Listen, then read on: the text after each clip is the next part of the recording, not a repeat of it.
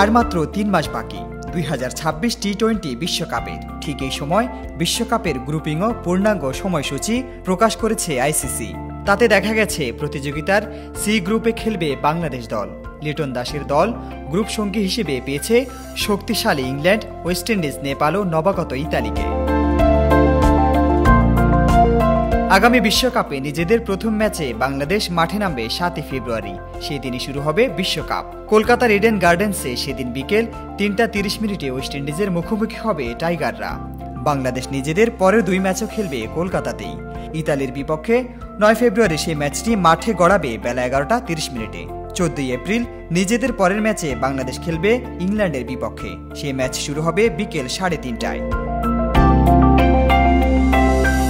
Group পর্বে নিজেদের শেষ ম্যাচটি বাংলাদেশ খেলবে মুম্বাইয়ে। নেপালের বিপক্ষে সেই ম্যাচ শুরু হবে সন্ধ্যা 7টা 30। বিশ্বকাপের গ্রুপ পর্বে এই একটা ম্যাচই রাতে খেলবেন লিটনরা।